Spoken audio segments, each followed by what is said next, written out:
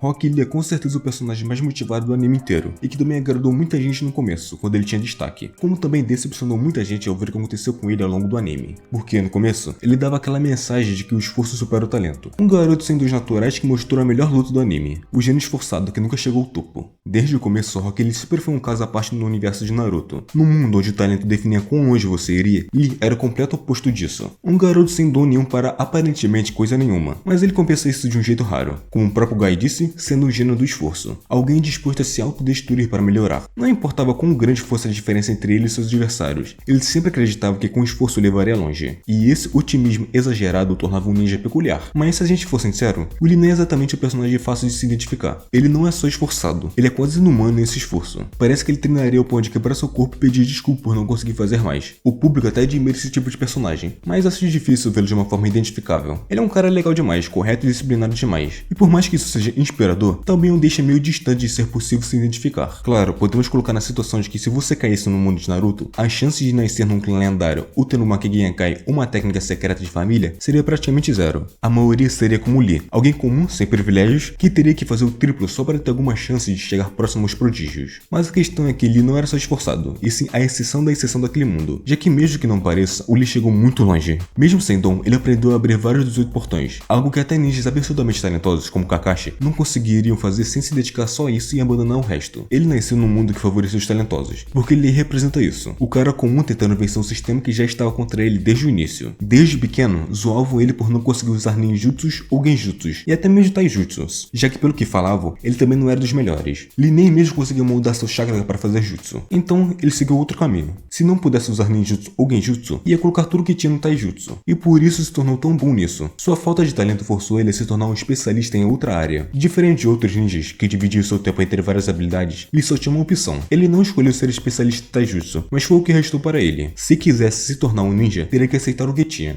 E isso de maneira obsessiva. Quando Lee finalmente se formou na academia, foi colocado no time Guy. Já na primeira reunião da equipe, chegou falando que se tornaria um ninja mesmo sem poder usar ninjutsu ou genjutsu. Neji zombou dele, igual aos outros da academia, já que isso é um objetivo aparentemente irreal. Mas Maito Guy viu algo diferente no garoto. Incentivou Lee a continuar treinando e, com o tempo, passou a ensiná-lo técnicas poderosas. E foi aí que começou um dos vínculos mais intensos de Naruto. Guy treinou e mudou Lee, dando ao garoto um apoio positivo, algo que ele nunca tinha recebido. Guy foi sua maior inspiração, já que os dois passaram pela mesma coisa, que foi a de terem sido ridicularizados ou se sentirem inúteis por não conseguir usar genjutsu ou ninjutsu. Mas o design de Lee foi tão longe dessa inspiração que ele parece uma cópia do mestre em todos os aspectos, desde a roupa, cabelo, sobrancelha até personalidade. Tudo nele é praticamente parecido com Guy. Bem, não precisava ser assim. Nos flashbacks da infância, Lee usava trajes com visual mais chinês. Até o cabelo dele era mais para esse estilo, algo que dava uma identidade visual própria. Acredito que daria até para trabalhar algo com isso, fazendo que o Lee e sua família, que nunca foi citado por sinal, seja de outro lugar, seja uma vila diferente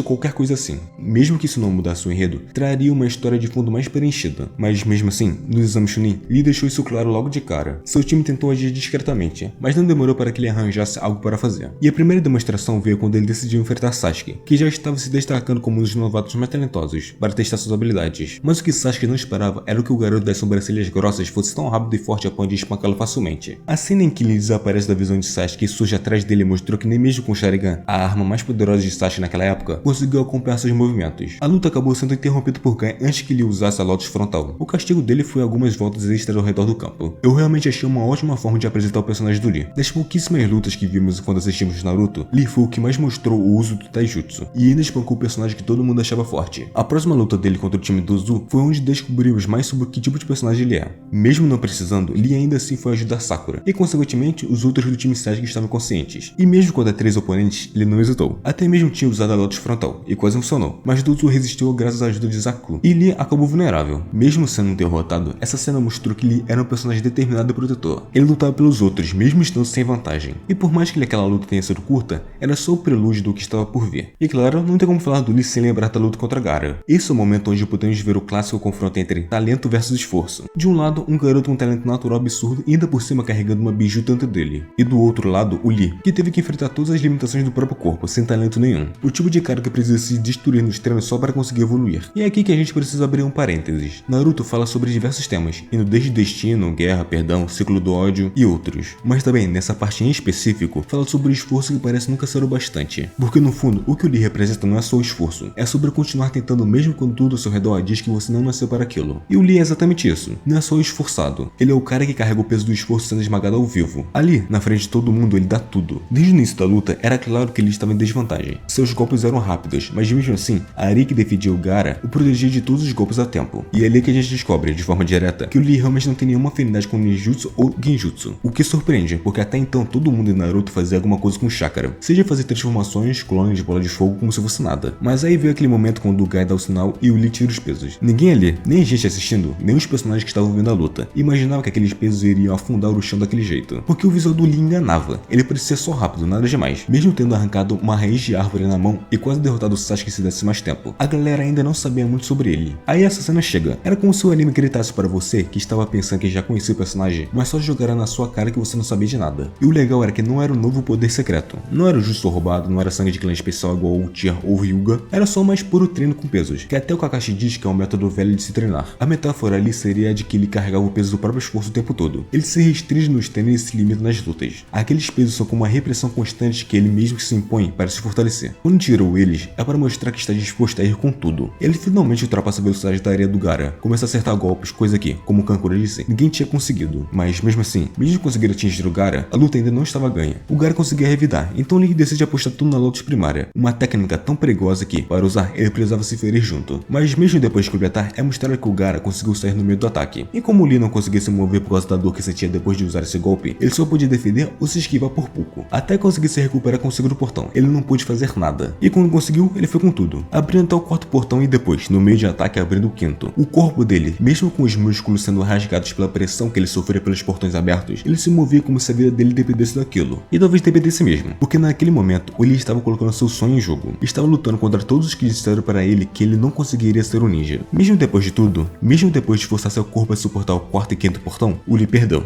E é aqui que a luta ganha um peso que vai muito além de apenas o objetivo de Lee. A relação entre o Guy e o Lee é linda, sem dúvidas, mas também pode ter sido construída em cima da identificação da dor que os dois sofreram. O Lee precisou ser esforçado porque todo o resto era inviável para ele, e Guy viu-se desespero e transformou no caminho. Mas o caminho que ele ofereceu era pavimentado com dor, igual a todos os outros. O Lee precisava mostrar que valia a pena, e o Guy precisava acreditar que o Lee conseguiu superar os talentosos. E nenhum dos dois sabia realmente quando parar. O Lee provou que era forte, mas ainda assim não parou. Essa cena, por mais emocionante que seja, levanta o dilema de quando a motivação vira obsessão, porque se você parar para pensar, o sonho dele era uma obsessão autodestrutiva, e foi no que deu. Gaara contra-atacou e destruiu Lee, braço e perna quebrados, e seu sonho foi junto. O garoto que se esforçou estava no chão, derrotado por alguém talentoso. E mesmo assim, Lee ainda tentou continuar lutando. Mesmo inconsciente, seu corpo tentava se levantar. E para Guy, aquele garoto era precioso. A forma como ele entrou na arena para impedir Gaara de matá-lo mostrou o vínculo entre os dois. Lee ter perdido contra Gaara não é algo ruim. Na verdade, é algo bom. O Lee não sabia o seu limite, e foi isso que o fez sair todo ferido. Todos têm limites, e o Lee só não sabia o dele. Mas mesmo assim, ele mostrou que o esforço leva longe, mesmo sem talento. Ele pode ter perdido, mas ainda assim foi provado que o esforço pode não superar o talento, mas pode chegar perto. E muito. Eu acredito que a luta contra Gaara deveria ter sido uma mudança permanente no corpo de Lee. A gravidade dos ferimentos que Gaara causou nele era preocupante e perigoso de curar, como dito pelo Tsunade. Mas mesmo assim, ele nem parou de treinar. Mesmo destruído, ele ainda saía, fazia flexões e se esforçava. Mesmo quando tinha que ficar de cama para se recuperar. O braço e a perna foram esmagados, e fez com que pequenos ossos que foram quebrados chegassem próximos do sistema nervoso, dando a infeliz notícia de que Lee deveria desistir de continuar como shinobi. As cenas de conversa entre o Lee e o Guy, a da decisão de Lee sobre a cirurgia, mostra na sua cara o que acontece quando a obsessão encontra um mestre disposto a alimentar esse fogo até o limite de auto-aniquilamento. Rock Lee é um garoto tentando ser ninja, mas que foi limitado pelo próprio corpo e não aceitou isso. Poderia-se dizer que ele é o espelho da ideia extrema de se você tentar o suficiente, pode conseguir tudo. É bonito, mas é uma meia-verdade. E essa cena é onde essa mentira quase custa a vida do garoto. Quando o Guy diz que morrerá com ele não estava mentindo. E ele decide. Um garoto de 3 anos cogitando morrer porque perder o sonho seria pior do que perder a vida. O que o mantinha de pé era a promessa que fez a si mesmo e o apoio de seu professor. É uma troca perigosa. Lee vive porque Guy acredita nele, e Guy vive porque Lee precisa acreditar em algo. Só que depois de terem conseguido trazer Tsunade, a maior ninja médica da época, basicamente resolveu tudo com uma cirurgia. A cirurgia foi um sucesso e o Lee voltou, algo que todos gostaram. Teve uma boa construção de tensão para saber a resposta do Lee à realidade de que a cirurgia que ele poderia fazer tinha 50% de chance de sucesso, mas se falhasse, teria 50% de chance de morrer. O risco da operação foi real e deu aquela dúvida para todos que estavam assistindo, pensando se ele não iria fazer a cirurgia e consequentemente não voltar. Mas uma vez que Lee voltou, parece que não tinha sequelas.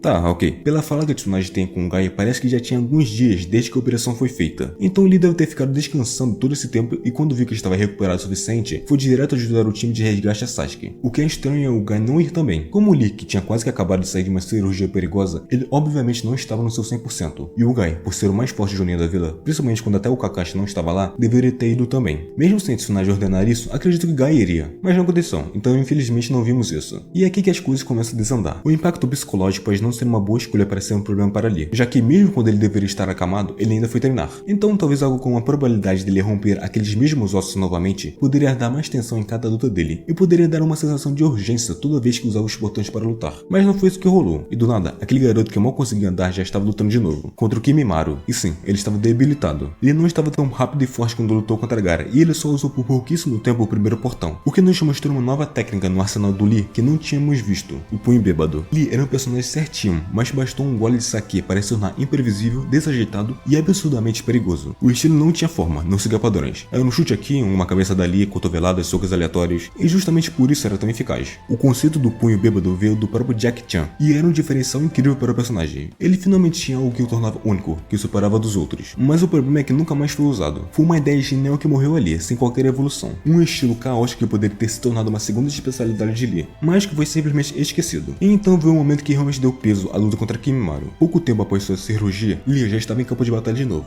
E dessa vez foi Gaara quem apareceu para salvá-lo. A mesma areia que tentou esmagá-lo até a morte agora estava ali para protegê-lo. A luta conjunta entre os dois foi bem significativa e mostrou a mudança de personagem do Gaara, indo do cara que quase destruiu o sonho de Lee para seu salvador. Era um momento de redenção, não só para Gaara, mas até para os próprios irmãos dele, que estavam ali para salvar os ninjas da Folha. Mas o reencontro não foi o único dia impressionante, mas também o fato dele não guardar rancor do Gaara. Ele aceita ajuda e pronto, até tentou ajudar na luta, mas Gaara recusa por ele estar muito ferido pelas feridas que ele mesmo fez. Mesmo que tenha perdido para Gaara, o cara que esmagou seu braço e sua perna, que quase encerrou sua carreira, agora está ajudando. Lee reconhece quando alguém tenta mudar, e ele retribui isso não guardando a raiva da pessoa. Realmente uma das amizades mais improváveis do anime. O problema é que essa luta contra Kimimaro foi a última vez que ele teve um papel realmente relevante para o próprio personagem em si. Depois disso, o gênero do esforço começou a sumir. Quando o clássico terminou, ele representava o esforço puro. O garoto que estava em desvantagem, mas que mesmo assim continuou. E isso dava margem para continuar com a imagem do gênero do esforço que foi falado. Ele perdeu todas as lutas, ou nunca terminou elas, no clássico. Mas quando o Shippuden chegou, poderia ter tido aquela primeira vitória mostrada contra um oponente forte. Mas o que veio foi um garoto que deixou todo um campo de batalha contra o Gaara, e virou quase um figurante de luxo no Shippuden. Ele ainda aparecia, e quando o time Guy entrou em cena, era o Guy que acabava roubando tudo para si. O que é justo, porque o cara é um ótimo personagem para se ver. Mas o espaço que ele tinha desapareceu. Mesmo com o domínio maior do Taijutsu e um aumento na força, ele nunca teve um momento de luta memorável. Nem mesmo o punho bêbado voltou, uma técnica que era única e tinha um conceito legal, já que ele se tornava um usuário natural desse estilo quando bebia. Seria legal ver isso em mais combates, e também seria interessante de ver o Lee usando o bastão ou tonfa para aumentar seu estilo de luta, igual que o Guy faz, só que ele não usaria um nunchaku. O Lee era o reflexo doloroso de um homem comum, colocado entre os gênios ou privilegiados em algo. Mas no Shippuden, a mensagem que ficou foi: você pode se esforçar o quanto quiser, mas talvez nunca vá passar disso aqui. O que realmente não vejo muito sentido, já que o Guy é esse tipo de pessoa. Ele veio do nada, onde teve apenas seu pai para ensinar algumas coisas ali em relação ao Taijutsu e nos 8 portões. Mas depois que seu pai se sacrificou, ele teve que aprender sozinho, já que não tem muitos especialistas em Taijutsu naquela vila. No começo, ele tinha sua rivalidade contra a Neji, algo que Guy também tinha com Kakashi. Se fosse para ele ser parecido com o Guy, então deveria ter usado mais isso. Mesmo que muitos desafios ou lutas que o Guy e o Kakashi faziam não eram mostrados, sabíamos que ainda acontecia. Mas com o Lee e o Neji, isso não era citado ou mostrado. Ele queria superar o Neji para mostrar que o impossível podia ser alcançado, contrariando assim a ideia do Neji. Só que depois da luta do Neji contra o Naruto, o gênero começou a mudar e a rivalidade desapareceu. A gente nunca viu os dois se enfrentando de verdade, e acredito que você também queria ter visto uma luta dos dois um contra o outro. Talvez o Lee tenha ficado parado porque o que dava sentido ao esforço dele acabou. Ele já conseguiu provar onde conseguia chegar, então ele só continuou tudo isso para proteger as pessoas queridas para ele. A única relação que continuou pulsando no coração do Lee foi com o Guy. Ele sempre foi e sempre será a inspiração do Lee para tudo. E o mais bonito é que o Guy também sonhava com ele. E essa filosofia de vida, essa tal de primavera da juventude, foi o que segurou os dois nos piores momentos. Na luta contra o Madara, a gente viu o quão fundo isso ia. O Lee estava triste. Claro, era a pessoa mais importante para ele que ele se inspirou desde pequeno e sempre seguiu. Era como seu pai, mesmo que não de sangue. Da mesma forma que Dai, o pai de Guy, passou sua visão de vida para seu filho, Guy também passou isso para Lee. Mesmo na porta da morte, deveria continuar acreditando e se esforçando até o fim, já que esse, para eles, é o ápice da primavera da juventude que eles tanto falam. O momento que eles estão prestes a morrer, mas sabem que deram o seu máximo na vida, vivendo como se tivesse muito tempo para continuar se aprimorando e treinando. Simplificando sua filosofia, viva ao máximo. No fim das contas, a jornada do Rock Lee não foi só sobre esforço contra talento, mas a história dele mostra o que realmente acontece com isso. Ele fez tudo o que podia e foi bem longe, acabando com todas as ideias que as pessoas tinham dele onde ele não conseguiria se tornar um grande ninja. Não se esqueça de deixar seu like e nem de ativar as notificações para não perder nenhum vídeo. Comente abaixo o que achou do vídeo e sua opinião sobre o tema. Muito obrigado por assistir e até o próximo vídeo.